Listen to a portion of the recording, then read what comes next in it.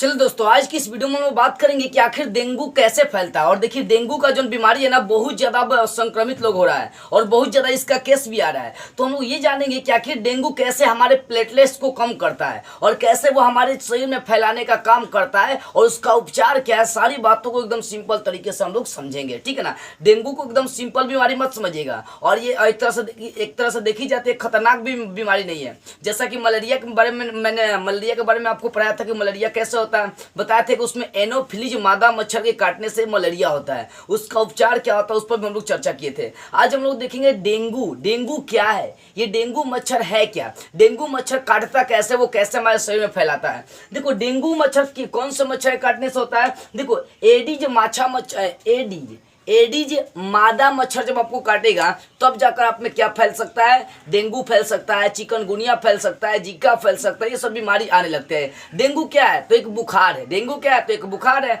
Dengue का है क्या है तो एक बुखार है। सीधी सी बात देख सकते हैं। अब देखो, पहली बात ये समझो कि हमें डेंगू बीमारी होता कैसे है। तो हमें डेंगू बीमारी कब होगा, जब डेंगू मच्छर काटेगा। और डेंगू में मादा एडीज मच्छर आपको काटेगा। लेकिन एनोफिलीज अगर मच्छर काट रहा है ना तो इसका मतलब आपको मलेरिया होगा। लेकिन एडीज मच्छर आपको काटेगा तो आप में क्या होगा, डेंगू बीमारी होगा, ठीक है ना। अब देखो, डेंगू मच्छर की हम लोग पहचान कैसे करते हैं। देखिए, डेंगू मच्छर के पिठुआ पर चीता के जैसा लकीर होता है। चीता देखे, चीता जो जानवर होता है, जाके चिड़ियाघर में देख लीजिएगा, चीता के जैसा क्या होता है, उस पर लकीरें होता है उसके पिठुआ पर। आप देखकर ही पहचानिए कि डेंगू है। ये देखो, दक्षिण अफ्रीका में बहुत ज्यादा पहले पाया जाता था, लेकिन अब ये पूरे विश्व में फैल गया। अपने इंडिया में तो और ज्यादा ये फैल गया है डेंगू बीमारी। तो सावधानी बरतना बहुत जरूरी है, जान के लिए भी खतरनाक हो सकता है। देखो, डेंगू का काम होता है कि आपकी प्लेटलेट की संख्या को कम कर देता है। आप प्लेटलेट की संख्या कम हो जाएगा तो आपको मरना भी पड़ जाएगा, ठीक है ना। इसलिए डेंगू से सावधानी बरतना बहुत जरूरी है। तो फोकस करिएगा। देखो, ये मान लो कि आपका मादा एडीज मच्छर है, क्योंकि डेंगू एडीज मच्छर के काटने से ही फैलता है। तो डेंगू देखो, मान लो कि ये मादा एडीज मच्छर है, ये जैसे ही आपके क्या करता है, ये शरीर पर आपके काटता है। मान लो कि ये कोई लड़का है, ठीक है ना, कोई लड़का या लड़की मान के चलो। अब ये मच्छर मान लो कि यहाँ पर आपका काटा, तो ये मच्छर जब काटता है ना तो करता है क्या कि जब काटते समय ये लार हमारे शरीर में छोड़ देता है। आज देखो, मलेरिया में क्या हो रहा था कि जैसे वो लार छोड़ता है तो इम्यून सिस्टम उसको बाहर निकाल देता है, जिसके कारण समय खुजली उजली भी होने लगती है, ठीक है ना। इम्यून सिस्टम क्या करता है, मतलब देखो, इम्यून सिस्टम को लार क्या करता है, जाके प्रभावित कर रहा था उसमें मलेरिया में। लेकिन इसमें क्या करता है, इसमें भी जाता है वो, ठीक है ना। जो भी वायरस होता है, डेंगू वायरस का एक बीमारी है। वो वायरस जैसे ही शरीर में जाएगा तो इम्यून सिस्टम को अपने कब्जे में ले लेता है। किसको कब्जे में लेगा, इम्यून सिस्टम को। उसको बढ़िया से काम नहीं करने देगा। जब इम्यून सिस्टम बढ़िया से काम नहीं करता तो प्लेटलेट्स की संख्या को कम करने लगता है, ठीक है ना। जब इम्यून सिस्टम आपका प्रभावित हो जाएगा, इम्यून सिस्टम क्या है तो हमारे रक्त में व्हाइट ब्लड सेल होते हैं, मतलब उजला उजला सेल होता है, ठीक है ना। वो उसी को हम लोग इम्यून सिस्टम कहते हैं। वो क्या करता है कि बाहरी चीजों को ग्रहण नहीं करता, बाहरी चीजों को धक्का मार के बाहर निकालता है। तो यहाँ पर देख रहे हैं कि जो एडीज मच्छर है, ये जैसे ही काटता है तो एक वायरस छोड़ता है, और वो वायरस जो होता है ना, डेंगू वायरस उसका नाम होता है, ठीक है ना। वो वायरस जैसे ही हमारे शरीर में जाता है तो इम्यून सिस्टम को अपने कब्जे में ले लेता है। इम्यून सिस्टम को कब्जे में लेने के बाद वो प्लेटलेट्स को कब्जे में ले लेता है। जैसे यहाँ पर संरचना समझिए। देखो, ब्लड जो होता है ना, हम लोग ब्लड जो होता है ना, ब्लड में देखी जाए तो 2-3 चीजें पाई जाती है। कौन कौन सी, देखो, ब्लड 2 तरह के होते हैं, एक प्लाज्मा और दूसरा होता है सेल्यूलर सेल। प्लाज्मा हमारे ब्लड में 55% पाई जाती है, लेकिन सेल्यूलर एलिमेंट जो होता है ना 45% पाए जाते हैं। सेल्यूलर एलिमेंट्स में 3 तरह की चीजें होती है, आरबीसी, डब्ल्यूबीसी और प्लेटलेट्स होता है, ठीक है ना। जिसमें से 44% आपका ये होता है श्वेत रक्त कोशिका है, मतलब आरबीसी यानी लाल रक्त कोशिका है, और डब्ल्यूबीसी और प्लेटलेट ये सब दोनों मिलाकर 1 ही % होते हैं। कितने परसेंट होते हैं, 1 ही %। मतलब अपने ब्लड की यदि हम लोग बात करते हैं तो ब्लड में 2 तरह की चीजें, प्लाज्मा 45% और आरबीसी, डब्ल्यूबीसी और प्लेटलेट ये तीनों मिलाकर प्लाज्मा 55% होता है, और ये तीनों मिलाकर आरबीसी, डब्ल्यूबीसी और प्लेटलेट ये तीनों मिलाकर 45% हमारे शरीर में होते हैं। जिसमें से आरबीसी 44% होता है और डब्ल्यूबीसी और प्लेटलेट ये 1% होता है, दोनों मिलाकर 1% होता है। यही डब्ल्यूबीसी और प्लेटलेट, डब्ल्यूबीसी का मतलब क्या होता है, सफेद रक्त कोशिका, मतलब व्हाइट ब्लड सेल इसको कहते हैं। यही इम्यून सिस्टम का काम करता है। तो सबसे पहले डेंगू वायरस जाएगा तो इसी को प्रभावित करता है, डब्ल्यूबीसी को। जब इसको प्रभावित करेगा तो डेंगू वायरस प्लेटलेट पर आता है, उसको बांधना शुरू करता है, उसकी संख्या को अपने कब्जे में लेना शुरू करता है, उसकी संख्या घटा देता है। देखो हमारे शरीर में अगर मिनिमम देखी जाए माइक्रो के अनुसार तो 1.5 से 2.5 लाख प्लेटलेट्स होते हैं। अगर इतना है तो आप डेंगू से पीड़ित नहीं है। लेकिन डेंगू क्या करता है, इस सारे प्लेटलेट्स को अपने कब्जे में ले लेता है, चपेट में ले लेता है, जिसके कारण से प्लेटलेट्स घटने लगता है। क्या करें, प्लेटलेट्स क्या होता है, घटने लगता है। और घटकर 10 से 20 हजार जब आ जाएगा ना, 10 हजार चाहे 20 हजार से कम आ जाएगा, तो इसका मतलब है कि आप डेंगू से क्या प्रताड़ित हो चुके हैं, मतलब पीड़ित हो चुके हैं। तो उस कंडीशन में आपको डॉक्टर से जाकर जांच करानी चाहिए। डॉक्टर से जांच नहीं कराएंगे तो दिक्कत हो जाएगा, ठीक है ना। NS1 ये एक होता है, जांच होता है, इससे आप जांच कराएंगे, आपको डॉक्टर बता देगा कि आप में क्या है। देखो तो डेंगू कोई बड़का बीमारी नहीं है। ये डेंगू क्या करता है कि आपके प्लेटलेट्स की संख्या को ही घटा देता है। जब वो प्लेटलेट्स की संख्या घट जाएगा, पहले एक बात समझो, ये RBC क्या है, तो ये आप में रक्त का प्रवाह करता है, रक्त का आना जाना। और ये WBC क्या करता है, बाहरी चीजों को नकार देता है। जैसे बताए थे मच्छर काटने पर खुजली क्यों होती है, तो उसका खुजली का रीजन क्या होता है, काटेगा तो हमारा इम्यून सिस्टम उसके लार को फिर वापस कर देता है, उसको स्वीकारता नहीं है, ठीक है ना। अब वही प्लेटलेट्स क्या होता है, रक्त का थक्का बनने में सहायक होता है। जैसे मान लो कहीं कट जाता है तो वहां पर आकर देखिए वो प्लेटलेट्स क्या करता है, उसको जाम कर देता है, खून नहीं आने देता है। जहां कट जाता है 2-4-10 मिनट के बाद खून आना जाना बंद हो जाता है, उसका वो काम कौन करता है, तो प्लेटलेट्स करता है, ठीक है ना। तो RBC क्या रक्तों का प्रवाह करता है, परिवहन करते रहता है। WBC ये इम्यून सिस्टम है, यह बाहरी चीजों को नकार देता है। और प्लेटलेट्स जो हमारे शरीर में होता है, यह रक्त का थक्का बनाने में काम आता है, ठीक है ना। तो WBC और प्लेटलेट्स ये दोनों मिलाकर 1% होते हैं। तो समझ में आ रही बुआ, जब 1.5 से 2.5 लाख प्लेटलेट्स आपके शरीर में होंगे तो आप क्या है ना कि डेंगू बीमारी से पीड़ित नहीं है। लेकिन अगर प्लेटलेट्स की संख्या आपका 10 से 20 हजार आ गया, इसके बीच में आ गया, तो इसका मतलब है कि आप डेंगू से बहुत ज्यादा प्रताड़ित हो चुके हैं।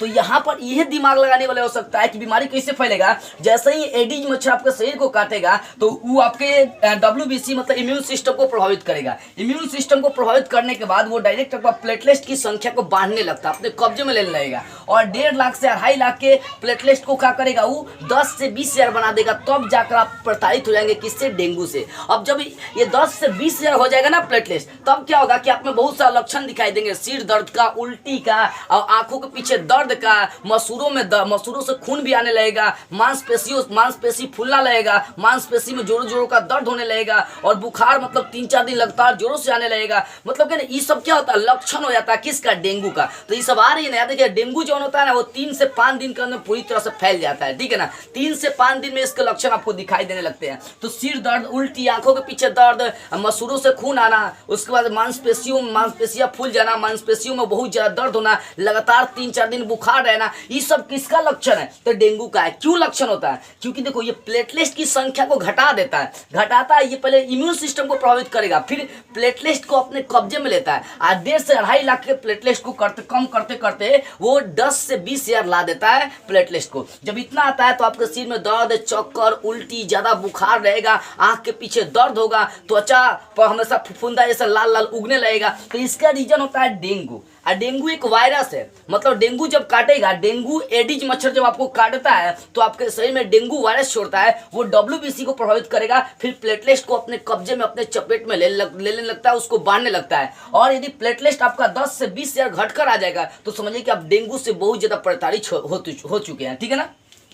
तो ये सब बात अब फोकस करने वाली है। अब देखो ज्यादातर किस एरिया में ये सब डेंगू फैल रहा है, तो MP हो गया, UP हो गया, दिल्ली हो गया, छत्तीसगढ़ हो गया। अब देखी जाए तो बिहार में भी आ गया, पटना में बहुत ज्यादा इसका देखी जाए तो केसेस आ रहे हैं, ठीक है ना। पटना की बात कर रहे हैं। और उसके बाद इसकी बचाव की यदि बात करते हैं, देखो अगर डेंगू हो जा रही है ना, तो अगर इससे क्या होता है, डेंगू क्या करता है कि विटामिन C को बहुत कम कर देता है। प्लेटलेट्स कम होने का मतलब विटामिन C को बहुत कम कर देता है। तो हमें विटामिन C का भरपूर मात्रा में सेवन करनी चाहिए। तो विटामिन C हमें किस किस से मिलेगा, तो नारियल का पानी पीजिए, चाहे पपीता के जो पपीता का पत्ता होता है उसका रस बनाकर पीजिए आप, चाहे बकरी का दूध पीजिए, चाहे विटामिन C का दवा वो भी आता है, आप वो भी खा सकते हैं। तो ये सब क्या आता है, बचाव कर सकते हैं अपने आप से। पपीता का रस पीजिए, गाजर का जूस पीजिए, फल फ्रूट्स खाइए। तो होता नहीं कि उस समय साधारण खाना आप नहीं खाएंगे, क्योंकि विटामिन C को बढ़ाना होता है। तो इसके लिए आप पपीता का रस, बकरी का दूध, ये सब पियेंगे ना, तो ये सब विटामिन C को बहुत ज्यादा मजबूत करता है। विटामिन C मजबूत करेगा, साथ में आपके WBC इम्यून सिस्टम को जब मजबूत करेगा तो प्लेटलेट्स की संख्या अपने आप बढ़ जाती है।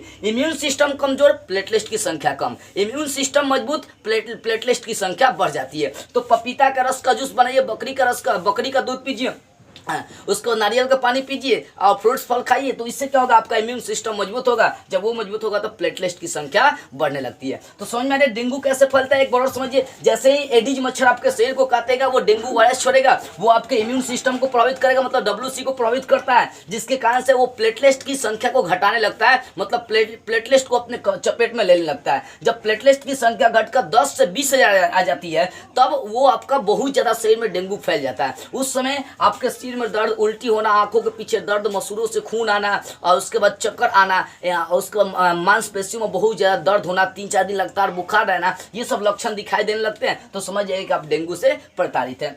ठीक है ना। इससे बचने के लिए हम लोग क्या क्या कर सकते हैं, तो इससे बचने के लिए पहली बात देखो, अगर मान लो कहीं गड्ढा गुड्डी है ना, तो इस सब मच्छरों को जमाट नहीं लगाना है, कचरा कहीं ज्यादा नहीं फैलने देना है, इससे डेंगू बहुत ज्यादा उत्पन्न होता है बुआ। जहाँ पानी लगा है बहुत मात्रा में, वहाँ पानी को हमें भर देनी चाहिए, गड्ढा उड्ढा पानी लगा उसको भर देनी चाहिए, और हमेशा हमें मच्छरदानी में सोनी चाहिए, नहीं तो दिक्कत हो जाएगा। अगर हो जाए आपको डेंगू, तो उस समय पपीता का रस, बकरी का दूध, नारियल का पानी और सेव, फ्रूट्स, फल, ये सब खाइए, इससे आपका इम्यून सिस्टम मजबूत होगा। जब इम्यून सिस्टम मजबूत आपका होगा, तो आप में प्लेटलेट्स की संख्या बढ़ने लगेगी। अगर प्लेटलेट्स की संख्या बढ़ते बढ़ते 1.5 से 2.5 लाख आ जाएगी, तो इसका मतलब आप बीमारी से निकल चुके हैं। ठीक है ना। तो इस तरह से आप बच सकते हैं, किससे, डेंगू से बच सकते हैं। तो बहुत खतरनाक बीमारी भी नहीं है। ये क्या करता है, आपको प्लेटलेट्स की संख्या को कम कर देता है, जो थक्का बनाने वाला, रक्त का थक्का बनाने का काम करता है। प्लेटलेट्स की संख्या कम हो जाएगा तो कहीं कट भी जाएगा, तो खून जल्दी रुकता नहीं है। अब प्लेटलेट्स की संख्या मिनिमम है तो कट जाएगा, तो समझिए कि आपका क्या हो जाएगा, वो आकर प्लेटलेट्स क्या करता है, उसको रोक देता है। ठीक है ना। तो इस तरह से आपको समझ में आ गई होगी कि आखिर डेंगू कैसे हमारे शरीर में फैलता है, वो कैसे अपना संक्रमण बनाता है। तो बस आज की इस वीडियो में इतना ही। अगले वीडियो में हम लोग फिर एक नई टॉपिक को स्टार्ट करते हुए फिर मिलेंगे।